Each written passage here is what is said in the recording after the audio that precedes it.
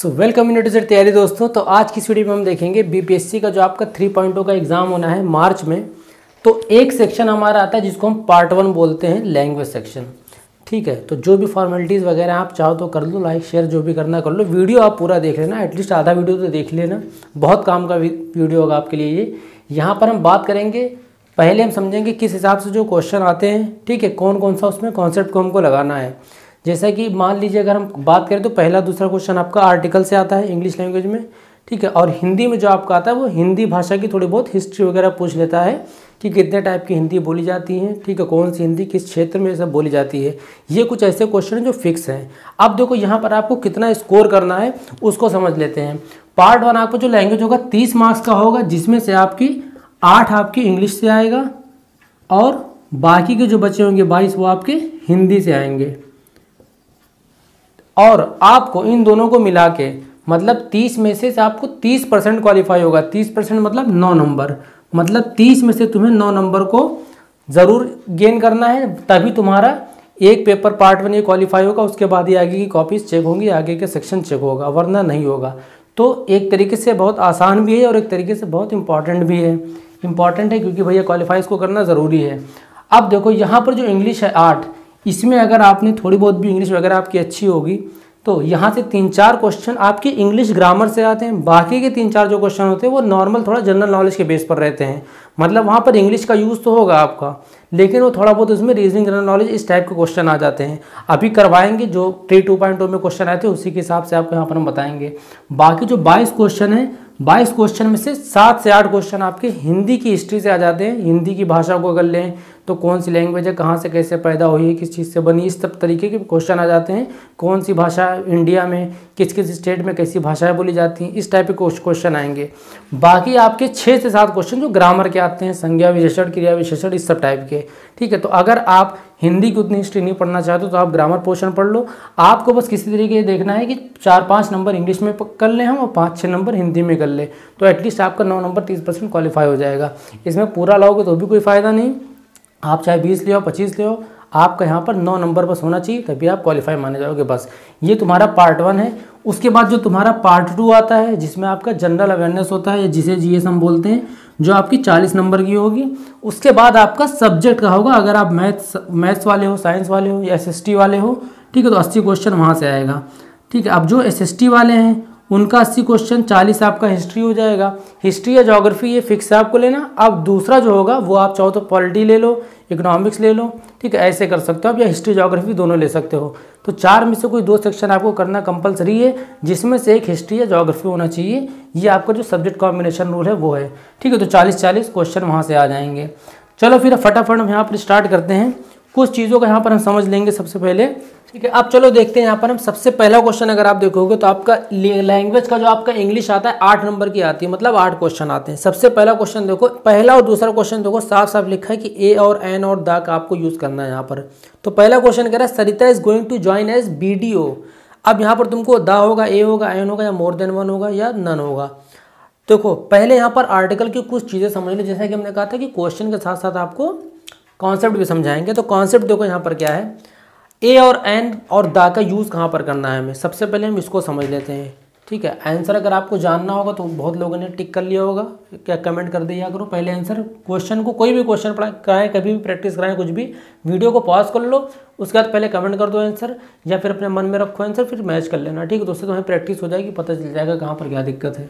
चलो अब देखो यहाँ पर अगर हम समझे कि हम ए और एन का पहले हम देख लेते हैं कहाँ पर यूज़ करते हैं, ठीक है, क्योंकि आर्टिकल हमारे लिए इंपॉर्टेंट है, अच्छे से पढ़ना है। देखो अगर कोई भी वर्ड यहाँ पर हम जैसे बोलते हैं कि वॉवेल से पहले एन लग जाता है, ठीक है, इस चीज़ को मत याद रखो क्योंकि ये कॉन्सेप्ट तो है सही, लेकिन अगर आप इसको लेकर चलोगे हमेशा तो फिर वहाँ पर आप गलत हो जाओगे। क्वेश्चन अगर आएगा तो आप गलत कर दोगे। क्यों? देखो लेटर से नहीं मतलब है कि उसमें ए है, ई है, आई है, ओ है, यू है, इससे मतलब नहीं है हमें, इनके साउंड से मतलब है हमें। इन लेटर्स का जो एक्चुअल साउंड होता है, अगर वो साउंड निकल के आ रहा है तो उस वर्ड के पहले एन लगेगा, और अगर वो साउंड नहीं आ रहा है, कुछ और साउंड आ रहा है, तो ए लगेगा। मतलब ए का साउंड यहाँ पर आ हो सकता है, ए हो सकता है, या ए होगा। जितने भी आपके हिंदी के स्वर होते हैं, ठीक है, सारे वो क्या होंगे, वावेल होंगे। और अगर वैसा ही स्वर आपके मुंह से निकलेगा, ठीक है, मतलब ए एन क्या डिसाइड करता है, अगर आपका साउंड वावेल साउंड आ रहा है तो एन लगेगा, अगर वावेल साउंड नहीं आ रहा है तो ए लग जाएगा। सेम इसी तरीके से ई का आपका हो जाएगा ई, ठीक है, बड़ी ई छोटी ई दोनों हो जाएगा। ओ का हो जाता है आपका आ होता है, ठीक है, आ होता है, इसको कुछ भी बोल सकते हो। यू का आपको आ साउंड होगा, यू का साउंड आ, बड़ा छोटा कुछ भी, मतलब अगर आप यहाँ पर देखो तो छोटा बड़ी छोटी, ठीक है, और ए है ये सब आ जा रहे हैं जो आपके स्वर होते हैं, ठीक है। तो ये साउंड अगर आपके वर्ड से निकल रहे हैं प्रोनाउंसिएशन करने पर या प्रोनाउंस करने पर, तो इसका मतलब है कि वहाँ पर एन लगेगा वरना ए लगेगा। फॉर एग्जाम्पल एक छोटा सा एग्जाम्पल ले लेते हैं। सपोज करो हम यहाँ पर एक वर्ड लिख रहे हैं अम्ब्रेला। अब देखो, अब अगर आप ये देखोगे कि भैया वावेल है, वावेल के पहले एन लगता है, तो आपने लगा दिया, इस कंडीशन में तो सही हो जाएगा। सपोज करो हमने एक वर्ड ले लिया यूनिवर्सिटी। अब यहाँ पर बताओ यू ए बी है, अगर तुम इस कॉन्सेप्ट पे चलोगे कि वावल से पहले एन लगता है तो आप यहाँ एन लगा दोगे और वो क्या हो जाएगा, गलत हो जाएगा। तो यहाँ पर क्या लगेगा, ए लगेगा। अब इन दोनों में देखो डिफरेंस क्या है, स्ट्रक्चर सेम है, यू ए बी लिखा हुआ, लेकिन यू का साउंड क्या निकल आ रहा है, यहाँ पर आ रहा है अम्ब्रेला, इसलिए हमने एन लगा दिया, ठीक है। ये वाला स्वर आपको मिल रहा है, यहाँ पर आपका यू की जगह या निकल के आ रहा है, यूनिवर्सिटी, तो यू बन रहा है। तो कभी भी अगर यू का साउंड यू ही निकलेगा वर्ड में तो वहाँ पर ए लगेगा, एन नहीं लगेगा। अब हम ऐसे कुछ वर्ड्स आपको यहाँ पर लिख देते हैं जो आसानी होगी आपको समझने के लिए, ठीक है, कि इनके साथ एन कभी नहीं लगेगा। किन वर्ड्स के साथ, यहाँ पर देखो बारी बारी लिखते हैं। बस मेन है अगर आपने किसी भी वर्ड को अच्छे से प्रोनाउंस किया है तो आप समझ जाओगे कि यहाँ पर एन लगेगा या ए लगेगा। हम सबसे पहले बात कर लेते हैं कि एन कहाँ पर नहीं लगेगा, ठीक है। फॉर एग्जाम्पल यूनिवर्सिटी लिखा हो, यूनिटी लिखा हो, सब में क्या देखो तुम्हें यू का साउंड मिल रहा हो, सब में यू का साउंड आ रहा है, यूजेज आ गया, यहाँ सब एन नहीं लगेगा, भले तुम्हें वॉवेल दिख रहा हो लेकिन नहीं लगेगा। यूनिवर्सल हो गया, ठीक है। और भी हम पूरी लिस्ट यहाँ पे लिख देते हैं, आप चाहो तो स्क्रीनशॉट ले लेना। यूनिक, इन सब में देखो क्या यू का साउंड आ रहा है। तो कभी भी अगर क्वेश्चन में ये वर्ड आ जाए तो मतलब आपका यहाँ पर एन तो नहीं लगेगा, क्या लगेगा, ए लगेगा। तो यहाँ पर हम ए का यूज़ करेंगे, ए लगा देंगे, ठीक है। अब इसी तरीके से कुछ ऐसे वर्ड यहाँ पर हम देख लेते हैं, ठीक है, जो वावेल तो नहीं होंगे जिनका पहला लेटर, मगर उनके पीछे एन लगेगा। जैसे आपका, अब यहाँ पर देखो कहाँ पर ए नहीं लगेगा वहाँ पर एन लग जाएगा, ये चीज़ याद रखना। आर हो गया, एन आर, इसको हम क्या बोलेंगे, आर बोलेंगे, ठीक है, इसको हम ऐसे पढ़ेंगे, ठीक है, इस तरीके से। तो आ का साउंड आ रहा है तो मतलब हमारे यहाँ पर एन लगेगा, तो यहाँ पर एन लगेगा। इसी तरीके से आपका MBBS अगर ये आ गया, ठीक है, जैसे एम का साउंड है, अब ये तो भले एम है, वावेल तो है नहीं, लेकिन तब भी यहाँ पर एन लगेगा। क्यों, क्योंकि यहाँ पर साउंड क्या आ रहा है, MBBS, मतलब ए का साउंड आ रहा है। ऐसे ही आपका हो सकता है MA, ठीक है, MCA, कोई भी डिग्री वगैरह आ जाए, कुछ भी एब्रीविएशन, किसी का भी फुल फॉर्म आ जाएगा, ठीक है। तो आपको यहाँ पर वही करना है। जिससे मान लो अगर हम आई का कर दें, जैसे हमने बोल दिया एल का कर दें, सॉरी LIC, ठीक है, तो LIC, एल भले वावेल नहीं मगर साउंड क्या आ रहा है, ए का, तो LIC। तो ऐसी कुछ वर्ड होते हैं वो भी लिख देते हैं फटाफट आपके लिए। LLB हो गया, ठीक है, FO हो गया, कुछ भी हो जाएगा, FO, LLB। तो इन वर्ड्स को याद रखना। ऐसे कई लिस्ट है, लेकिन इससे कम से कम आपको यह पता चल जाएगा कि कभी भी कोई एब्रीविएशन वाला वर्ड आएगा तो कन्फ्यूजन हो जाती है एग्जाम में दोस्तों, क्योंकि वहाँ पर आपको हाँ या ना में सिर्फ जवाब देना है, ठीक है। शायद वाली वहाँ कंडीशन चल ही नहीं सकती है, तो इसलिए कन्फर्म हो जाएगा आपको। अगर पहले पता था तो भी, नहीं पता होगा तो भी। अगर आपके साउंड में एफ ऑफ आ रहा है, अब एफ बोलोगे तो आप ए से बोल रहे हैं ना, एफ ऐसे होता है ना, एफ, ठीक है, तो इसका मतलब आपका यहाँ पर एन लगेगा, ए नहीं लगेगा। तो उम्मीद है कि आप ये चीज़ समझ गए होगे कि एन कहाँ पर हमको नहीं यूज़ करना और कहाँ पर एन हमारा लगेगा, ठीक है। ये एक्सेप्शनल कुछ वर्ड हैं, इनको अच्छे से रट लो, चाहे समझ लो, चाहे स्क्रीनशॉट ले लो।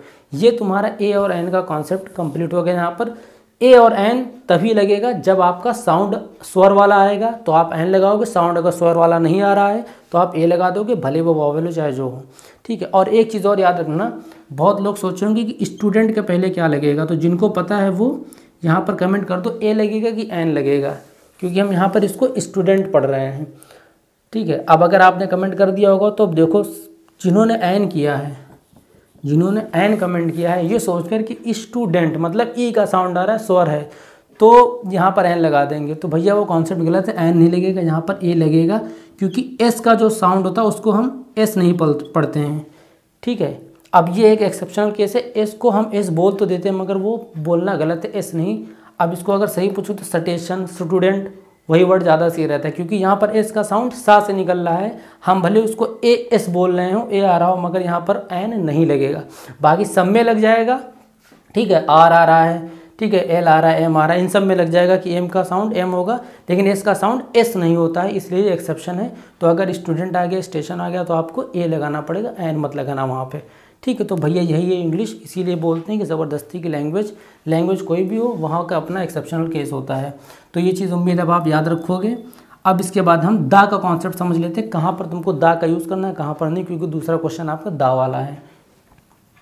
तो अब अगर थोड़ा बहुत भी आपको मज़ा आया हो ए एन वाला कॉन्सेप्ट पढ़ के तो वीडियो को लाइक वगैरह कर लेना है। बाकी अब यहाँ पर समझ लेते हैं दा का कॉन्सेप्ट, ठीक है। बहुत लोगों को शौक हो रहे होंगे कि यार पढ़े कुछ थे बचपन से, अभी बीच में कुछ पढ़े थे, अब कुछ पढ़ रहे हैं। तो आप अगर कोई भी इंग्लिश का पेपर दे रहे हो, जब एरर फाइंड करने को आता है, कुछ क्वेश्चंस आते हैं बीपीएससी में, आपको एरर वाला तो नहीं आएगा क्योंकि ये लैंग्वेज का क्वालिफाइंग पेपर है, तो यहाँ पर बस ऐसे नॉर्मल पूछ लेगा ये चीज़। लेकिन अगर आप किसी अदर एग्जाम्स की प्रिपरेशन करते हो तो एरर फाइंड करने में भी इस कॉन्सेप्ट को आपको बहुत मदद करेगा, ठीक है। तो इसको याद रखना। अब यहाँ पर देखो सबसे ज़्यादा कन्फ्यूजन जो आती थी कि दा कहाँ पर लगाएंगे, तो कुछ चीज़ें हैं, कुछ कैटेगरी हम यहाँ पर बना देते हैं, ठीक है। उसको आप अच्छे से याद कर लेना क्योंकि आपकी बीपीएससी एग्जाम में कोई भी पेपर उठा कर देख लोगे तो इसी कैटेगरी के अंदर क्वेश्चन आता है, ठीक है। वहाँ पे आपको दा लगना है या नहीं लगना है ये चीज़ पूछ लेगा। अब देखो यहाँ पर सबसे पहले तो दा को हम जब कोई चीज़ बहुत स्पेसिफिक या यूनिक हो, ठीक है, उसके बारे में जब हम बताते हैं तो हम दा को लगाते हैं, ठीक है। लेकिन इतना समझाने से आपका काम नहीं चलने वाला है। तो कुछ चीज़ें यहाँ पे आपको जब तक अच्छे से हलवा नहीं मिल जाएगा, चम्मच से लगा के नहीं दे देंगे तब तक नहीं मज़ा आएगा। तो अब चलो देखो चम्मच में हम हलवा भरते हैं। कोई भी हॉली बुक हो, ठीक है, कुरान, बाइबल, रामायण, ठीक है, कोई भी हॉली बुक हो तो मतलब धार्मिक किताबें, तो उनके पहले दा लगेगा। जैसे अगर हम यहाँ पे हमने लिख दिया दा रामायण, दा कुरान, कुछ भी, ठीक है, कोई भी, दा बाइबल, ठीक है, इनके पीछे क्या लगेगा, दा लगेगा।